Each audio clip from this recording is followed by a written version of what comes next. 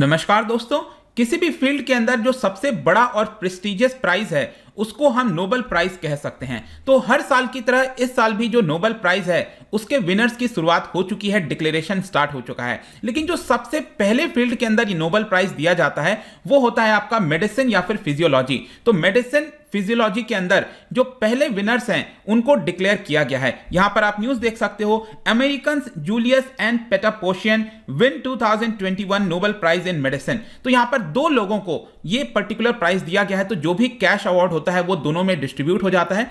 लेकिन अगर हम बात करें कि किस चीज की वजह से दिया गया है तो एक बहुत ही खास कारण है। देखिए, हम अपने एनवायरनमेंट में बहुत सारी चीजें करते हैं। डेली आपने देखा होगा जो क्लाइमेट है वो चेंज होता है। तो कभी हीट है, कभी कोल्ड है, कभी प्रेशर अगर कोई हमें टच करता है स्किन पर, तो वो जो फील है, उसकी जो एबिलिटी है फील करने की, उससे रिलेटेड ये पूरा प्राइज इस बार का देखने को मिलेगा। तो मैं आपको डिटेल से बताऊंगा कि एग्जैक्टली यहां पर जो साइंटिस्ट हैं उनके द्वारा क्या डिस्कवर किया गया, क्यों ये प्राइज उन्हीं को दिया गया है, बाकी को क्यों नहीं दिया गया। तो काफी कुछ जानने को है, चलिए आगे बढ़ते हैं। लेकिन उसके पहले अगर आप यूपीएससी या फिर किसी भी एग्जाम की तैयारी कर रहे हैं तो सिंपली आप हमारे ऐप को डाउनलोड कर सकते हैं या फिर studyIQ.com पर विजिट कर सकते हैं। जितने भी कोर्सेज हैं यूपीएससी, बैंकिंग, स्टेट पीसीएस, सभी कुछ आपको बहुत कम दाम पर मिल जाएगा। चलिए देखते हैं एग्जैक्टली यहां पर हो क्या रहा है। देखिए, 2021 का जो नोबेल प्राइज है, मैं आपको कह रहा था कि सबसे पहला जो दिया जाता है वो दिया जाता है मेडिसिन के फील्ड में। और इस बार के जो दो पर्संस को दिया गया है दोनों अमेरिकन हैं।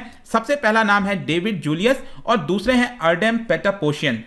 और इन दोनों को ये जो अवार्ड है वो दिया गया है for their discoveries of receptors for temperature and touch. अब इसको समझने की कोशिश करिए। रिसेप्टर का मतलब होता है कि किसी चीज की एबिलिटी हो उसको रिसीव करने की और उस हिसाब से उसको रेस्पॉन्ड करने की। तो यहां पर जब भी कोई टेम्परेचर में बदलाव आएगा, अगर आप आग के पास, फायर के पास जाओगे तो आपके स्किन में, आपके बॉडी में एबिलिटी होनी चाहिए कि आपको पता चल जाए कि वहां पर फायर है, आपको दूर हो जाना चाहिए। अगर कोई प्रेशर करता है, कोई नीडल चुभोता है आपके शरीर के अंदर, तब भी आपको पता चल जाना चाहिए। तो ये जो एबिलिटी होती है उसको सेंस करने की, उसको रिसीव करने की, और उसी हिसाब से हमारा जो नर्वस सिस्टम काम करता है उसको रिस्पॉन्ड करने के लिए, यही इसी पर्टिकुलर डिस्कवरीज को यहां पर ये वाला प्राइज दिया गया है। ये आप देख भी सकते हो, द नोबेल प्राइज का जो ट्वीट है वो आया था, and it has been awarded for their discoveries of receptors for temperature and touch.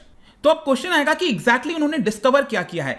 देखिए, यहां पर थोड़ा समझने की आवश्यकता है। हमारी जो एबिलिटी है ना हीट को सेंस करने की, जैसा कि मैं आपको बता रहा था, आग के पास अगर आप गए तो हमें तुरंत पता चल जाता है कि यहां पर आग है। अगर हम किसी ठंडे जगह पर जाते हैं, आइस के पास जाते हैं और बहुत ज्यादा ठंड होती है, तो हमें सेंस हो जाता है, हमारी बॉडी को पता चल जाता है। अगर हमें कोई टच करता है या कोई चुभोता है तो तब भी हमें पता चल जाता है। तो हमारे सर्वाइवल के लिए ये सेंस करना बहुत जरूरी हो जाता है। आप जस्ट इमेजिन करके देखो, आप आग के पास जा रहे हो, आप अपने जो हैंड है, हाथ को आग के अंदर डाल रहे हो, और अगर आपको सेंस नहीं होगा, आपको पता नहीं चलेगा कि आपको गर्म महसूस हो रहा है, आपका हाथ जल रहा है, जब आपको पता ही नहीं चलेगा तो आप अपने हाथ को नहीं हटाओगे, और अगर नहीं हटाओगे तो आपका हाथ तो जल जाएगा, खत्म हो जाएगा। इसी की वजह से हमारे सर्वाइवल के लिए ये जो सेंसेस हैं वो बहुत ज्यादा इंपॉर्टेंट हो जाते हैं। वैसे तो डेली बेसिस पर अगर आप देखो तो हमने इसको ग्रांटेड में ले रखा है, मतलब कि ये तो ऑटोमेटिक सी चीजें हैं कि हमें पता चल जाता है, तो हम उसके ऊपर बहुत ज्यादा ध्यान नहीं देते हैं।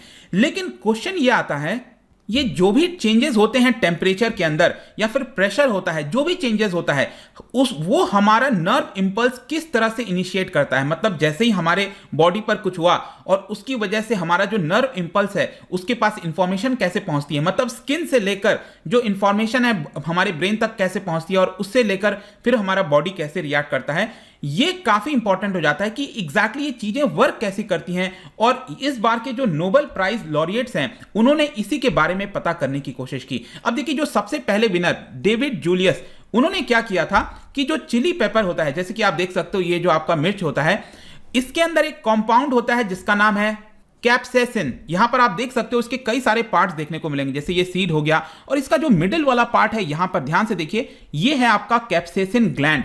तो इसी के अंदर ये जो कंपाउंड है ना कैप्सेसिन, अगर आप उसको अपने बॉडी पर लगाओगे, जैसे नॉर्मली भी अगर आपने देखा होगा मिर्च आप अपने स्किन पर लगाओगे तो जलन सी महसूस होगी, यहां पर पेन होगा आपको, इन्फ्लेमेशन जो जलन होता है, थोड़ा सा खांसी जैसा भी आता है।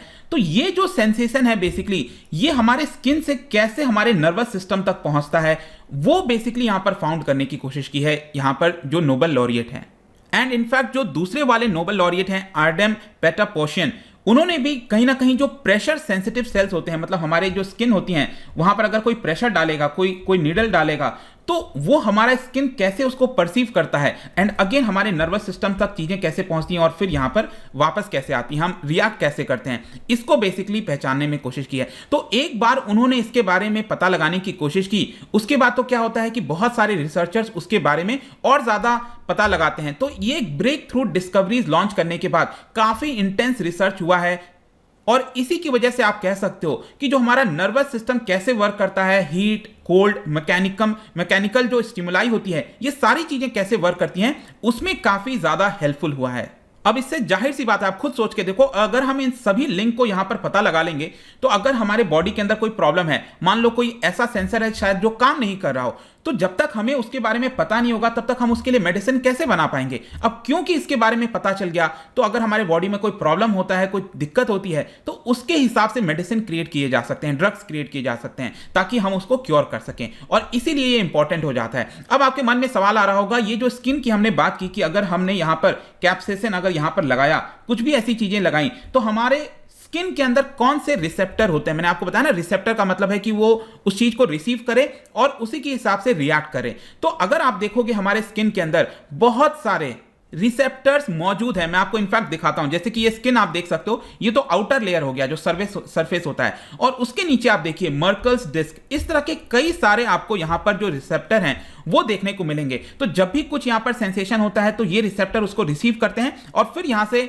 जो इंफॉर्मेशन है वो हमारे नर्वस सिस्टम तक जाता है। बेसिकली आप कह सकते हो कि इन सभी रिसेप्टर्स को 3 ग्रुप में बांटा जा सकता है। सबसे पहला ग्रुप है मैकेनो रिसेप्टर बेसिकली क्या करता है कि हमारे स्किन पर, हमारे बॉडी में, क्योंकि हमारा बॉडी तो लगभग पूरा स्किन से ही ढका हुआ है, तो वहां पर अगर स्किन में किसी भी प्रकार का स्ट्रेचिंग होता है, अगर आप अपने स्किन को लेकर थोड़ा सा स्ट्रेच करते हो या फिर वाइब्रेट होता है, तो तुरंत ये वाला रिसेप्टर काम करने लगता है। दूसरा होता है थर्मो रिसेप्टर। अगर बाहर के एनवायरमेंट में कोई भी कोल्ड या फिर हॉट टेम्परेचर चेंजेस होते हैं, अगर आप आग के पास जाओगे तो तुरंत ये थर्मो रिसेप्टर काम करता है और आपको पता चल जाता है। तीसरा कह सकते हैं आप कीमो रिसेप्टर का मतलब यह हुआ कि अगर किसी सर्टेन टाइप का केमिकल अगर एक्सटर्नली अप्लाई किया जाता है, जैसे कि अगर हम बाम की बात करें, सर्दी के समय बाम वगैरह हम स्किन वगैरह पर लगाते हैं, चेस्ट पर लगाते हैं, राइट, तो वो जो एक्सटर्नल केमिकल लगाया जा रहा है तो तुरंत हमारा बॉडी सेंस करता है ना कि कुछ तो लगाया गया है ऊपर से, तो इस तरह की चीजें कीमो रिसेप्टर जो है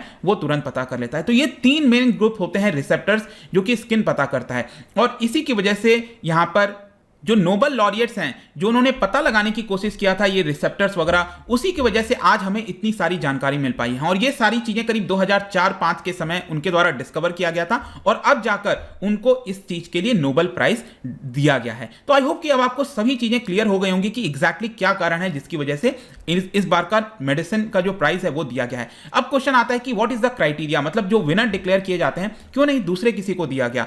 तो यहां पर बेसिकली जो पैनल था जो डिक्लेयर करता है विनर, उनका यही कहना था कि देखिए जब अल्फ्रेड नोबेल ने यहां पर इसको बनाया था और ये क्लियरली उन्होंने स्टेट किया था कि मेडिसिन के अंदर हमें उन्हीं को यहां पर नोबेल प्राइज देना चाहिए जिसकी डिस्कवरी की वजह से ओवरऑल ह्यूमन काइंड को फायदा हो। तो यहां पर वो जो आपके पैनल होता है वो यही देखता है कि कौन से साइंटिस्ट ने क्या डिस्कवर किया है जिसकी वजह से एक नई समस्या के बारे में हमें पता लगाने की कोशिश की है, मतलब एक ऐसे प्रॉब्लम को हमने दूसरे ढंग से समझने की कोशिश की है, उससे ह्यूमन काइंड को क्या फायदा हुआ है, वही चीजें देखी जाती हैं और उसके हिसाब से यहां पर जो विनर है वो डिक्लेयर कर दिया जाता है। अब जो विनर होता है उसको देखिए प्राइज में यहां पर एक तो गोल्ड मेडल मिलता है और दूसरा यहां पर 10 मिलियन स्वीडिश क्रोनर, ये जो वहां की करेंसी है वो 10 मिलियन दिया जाता है। और क्योंकि यहां पर दो विनर हैं तो ये 10 मिलियन 5 मिलियन में जो है आपका डिवाइड हो जाएगा, ऐसा नहीं है कि दोनों को 10 दिए जाएंगे। इसके अलावा ये पैसा आता कहां से, तो जो अल्फ्रेड नोबेल जब उनकी मृत्यु हुई थी 1895 में, उसके पहले काफी सारा पैसा उन्होंने इसके लिए अलोकेट किया था